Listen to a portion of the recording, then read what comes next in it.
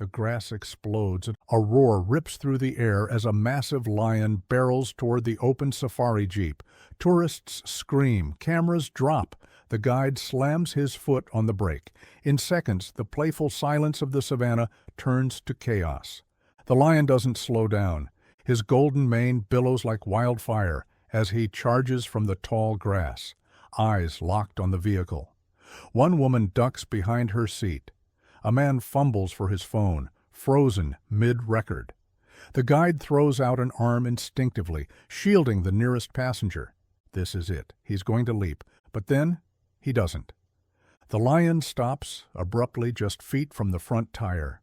Dust swirls around him as his claws skid across dry earth. His chest heaves. His mouth opens, not with a roar, but with a release. Something drops onto the ground with a soft thump. A cub, small, motionless, and smeared with blood. The lion steps back, tail swishing once, and locks eyes with the guide. No sound, no movement, just heavy breathing and a stare so intense it steals the air from the jeep. No one dares speak. The cub twitches, barely, a flicker of life. The guide's heart slams in his chest. He's been on hundreds of safaris. He's seen lions charge, seen them hunt, even bluff. But this isn't bluffing. This isn't aggression. It's something else.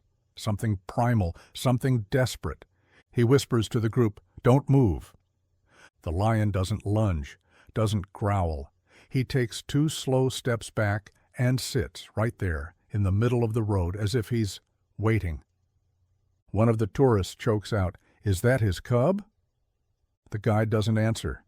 His eyes are on the tiny body lying in the dust. The cub isn't crying, isn't crawling. It just lies there, breathing shallow, sides rising and falling too fast. And the lion? He watches the humans like they're the last chance he has. The guide swallows hard. He's trained for encounters, for calming guests, even for first aid.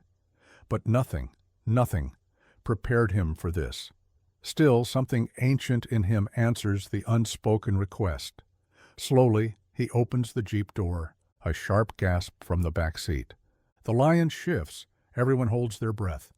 But he doesn't rise, doesn't react. He just stays still.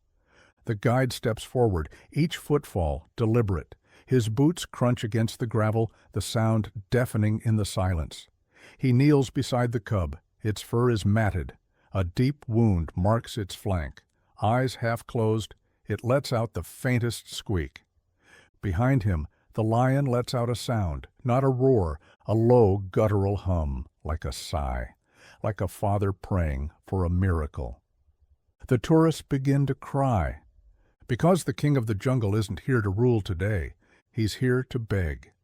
The air is thick with silence. No one dares speak. No one moves. The guide kneels beside the cub, heart thundering in his chest. Behind him, the lion remains seated, massive, regal, and completely still. There's no snarl, no tension in his muscles, just eyes locked on the wounded cub and the human holding it. The guide gently brushes dirt from the cub's tiny flank. The gash is deep, torn at the edge, likely inflicted by another lion. He's seen it before, fights between males during pride takeovers. When new leaders rise, cubs from the previous bloodline are often the first to suffer. This cub shouldn't be alive, and yet here it is, delivered. The lion huffs quietly, not a warning, but something softer, a sound filled with weight, the kind of sound you'd expect from something grieving. His golden eyes never leave the cub, never stray to the tourists. It's as if nothing else exists. Tourists watch through tears and trembling hands. "He brought him to us," someone whispers. The guide nods. He knows it too. There's no other explanation. The lion had found the humans, not to threaten, but to plead. A silent ask, too vulnerable to roar. The guide reaches into his medkit and pulls out gauze. His hands are shaking, but focused. He starts to clean the wound. The cub flinches slightly, then goes limp again, too weak to resist. Every move is measured, delicate. And the lion stays. One of the tourists lifts her phone, tears streaming silently as she records. "I can't believe this," she murmurs. "He's asking us to save him." The lion shifts, slowly, purposefully, taking a single step forward. The guide stiffens, but the lion doesn't pounce. He just lowers his head slightly, his massive frame folding a little inwards, as if bracing for pain he can't fix. For a long moment, the lion and the guide simply exist across a breath of space. Two fathers divided by species, united by fear. Then the cub lets out a weak mewl. It's barely audible, but the lion hears it. His ears perk, his eyes soften. A visible exhale escapes his chest, as if that tiny sound gave him hope. His tail flicks once gently, and his head lifts. But still, he stays. The guide finishes the wrap and carefully cradles the cub. The moment his hands lift it off the dirt, the lion rises. He doesn't charge, doesn't roar. He simply stands, tall and dignified, watching. He had come as close as instinct would allow, and now he lets go. The guide turns slowly and walks back to the jeep, cradling the tiny body like it's his own. The lion watches every step. As the door closes, he huffs one last time, a sound halfway between release and farewell. And then, without looking back, the lion turns and melts into the grass. No attack, no fury, just a message delivered. The king had spoken, and his message was mercy. The cub is in the guide's arms now, wrapped in a safari jacket, barely breathing. Its weight is feather light. The guide climbs into the driver's seat, careful not to jostle the fragile body. The tourists are still speechless, still stunned by what just happened. But the guide is already reaching for the radio. "This is Unit 4. We've got a lion cub, wounded. Repeat, cub is alive. We need medical at the conservation outpost. ETA 20 minutes. Crackling static. Then, confirmed? Medical team standing by. The engine growls to life. As the jeep starts to roll forward, the grass parts again. The lion reappears, silent, watchful, unblinking. He doesn't roar, doesn't charge. He simply follows, 100 feet behind, then 50. Walking in line with the vehicle, always just far enough to respect the space between human and wild, but close enough that the message is clear. He is not done. The tourists panic again at first, eyes wide, voices rising in nervous fear, but the guide holds up a hand. He's not after us. He's making sure we don't take the cub somewhere he can't follow. A safari unfolds in reverse. Usually it's humans following lions. But now, the lion follows the humans. They drive slowly. Every bump and turn is carefully taken. The cub lets out faint whimpers, but he's still breathing. The guide checks his vitals with a hand to the rib cage, fast but steady. There is a chance. Every so often the lion pauses to sniff the air, then continues his silent march. He avoids the road, sticking to the brush line, moving like smoke. But he never leaves. The conservation outpost rises in the distance. Solar panels, a medical trailer, and a small fenced compound. The rangers on duty stare in disbelief as the jeep approaches with an injured lion cub cradled in a ranger's arms and a full-grown adult male pacing just behind them in the grass. Is he following you?" "Yes," the guide says, stepping out with the cub, "and he's not stopping." The rangers hesitate, rifles in hand. "No guns," the guide says firmly. "He didn't hurt anyone. He brought him." They nod, reluctantly lowering their weapons. Inside the trailer, the cub is handed to the vet team. Oxygen mask, saline drip, wound sterilization, all in motion. The door swings shut. The tourists remain in the jeep, breathless, overwhelmed. And outside the compound, the lion sits right outside the fence. He lies down, paws crossed, head up, not prowling, not roaring, just waiting, watching the building that now holds his son. Every few minutes he rises, circles once, then sits again. He stays all night. When the vet finally emerges in the morning, exhausted and bleary-eyed, he gives a single nod. He's going to make it. From the brush, the lion lifts his head. He doesn't move, but for the first time since the charge, he closes his eyes. The lion stays until sunrise. He doesn't sleep, doesn't pace, just sits at the edge of the compound, motionless, eyes fixed on the medical trailer. As dawn creeps across the horizon, gold light stretches over the grasslands, and the last night chill fades into warmth. The staff whisper as they move past him, unsure whether to be terrified or humbled. But he never stirs. Inside, the cub breathes stronger now. The wound has been cleaned, stitched, and wrapped. Vitals are stable, and for the first time since he was found, his eyes open fully. A low, instinctive sound escapes his throat, somewhere between a cry and a yawn. The vet smiles. He's calling. Outside, the lion rises. He walks forward, just to the edge of the compound fence, massive frame silhouetted against the sunrise. The staff instinctively freeze, but he doesn't test the barrier. He just stands there, one paw forward, head tilted toward the trailer, listening. The cub calls again, a tiny, broken cry. The lion lets out a deep, chest-rumbling huff. It's not a roar. It's not even a growl. It's something quieter, softer. A goodbye. Rachel, one of the outpost rangers, steps forward. She's been watching him all night. He waited, she whispers. He needed to know.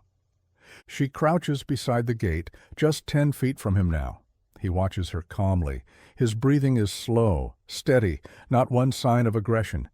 And then he turns. He doesn't look back, doesn't hesitate, just walks. Each step heavy, deliberate, dignified. The grass sways around his legs as he disappears back into the bush, swallowed by light and silence. Tourists weep as they rewatch their footage. In every frame, they expected violence, but what they captured was love. By the time the lion vanishes, a crowd has gathered outside the outpost fence. Staff, travelers, rangers alike, all watching the place where he stood. One vet quietly places a paw print card near the gate. The father. The cub, now named Tau, lion in the local Swana language, is moved into a rehabilitation enclosure. They try to place him near other young rescues for comfort. But he only rests when a speaker plays back the recorded sound of his father's huff, captured by one of the tourists' videos. The team agrees. He remembers. Back in the field, rangers spot fresh prints, massive, leading north. They track the lion for days, never approaching, never interfering, but always with quiet reverence. No one speaks when they find his tracks. They just take photos, catalog prints, then step aside. He'd done something no one expected. He'd charged the humans, not to protect his territory, but to protect his blood.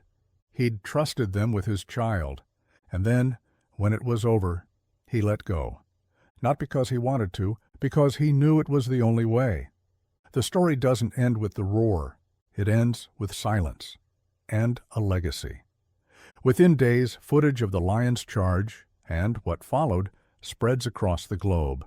What was once shaky cell phone video becomes headline news. King of the Jungle delivers his cub to humans, reads one caption. Another simply says, he trusted us. Experts weigh in.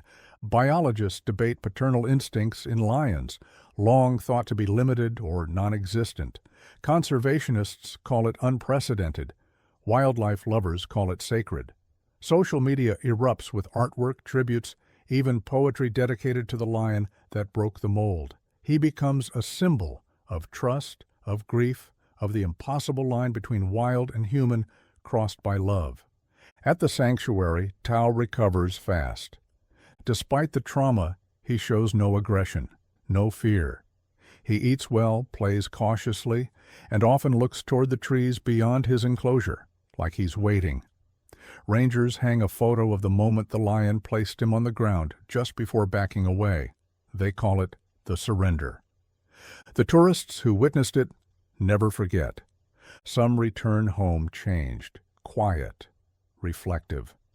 One visitor, a woman who had once feared lions, becomes a donor to wildlife rescue efforts. Another, a travel photographer, turns his footage into a short documentary titled the day the king knelt. The guide who held the cub that day keeps the safari jeep. He doesn't replace the dent in the front bumper where the lion skidded to a stop. He leaves it as it is. And inside his small ranger station, beside a shelf of books and a radio, is a wooden frame holding the final still image, the lion turning away at sunrise, dust rising around his paws, mane glowing like fire in the early light. The caption reads, "He came with a roar, but he left with grace." As time passes, the lion is seen only once more, far across the plains, standing alone on a high ridge overlooking the same valley where he left his cub. He doesn't approach, doesn't stay, just watches, and then he disappears into the tall grass for good. But in his absence, he leaves behind a message, etched into every soul that witnessed it. That leadership isn't just power. That kingship is sacrifice. That sometimes the wildest among us are also the wisest. And that even the fiercest hearts can carry the gentlest hope. Tao grows stronger every day. And sometimes, when the sky is soft and the winds run low, he lets out a call high, shaky, but clear.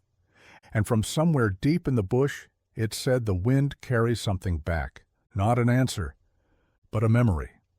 He didn't growl, he didn't roar, he asked, and we listened. In a world where wild animals are often feared, this lion showed us something different, something human. He showed us grief, courage, and the impossible vulnerability of a father who had no other choice but to trust. If this story touched you, let us know in the comments. What would you have done in that moment? Do you believe animals know more than we give them credit for? And if you want more stories where nature meets emotion, like this video, subscribe to the channel and turn on notifications, because sometimes the most powerful stories come without a single word.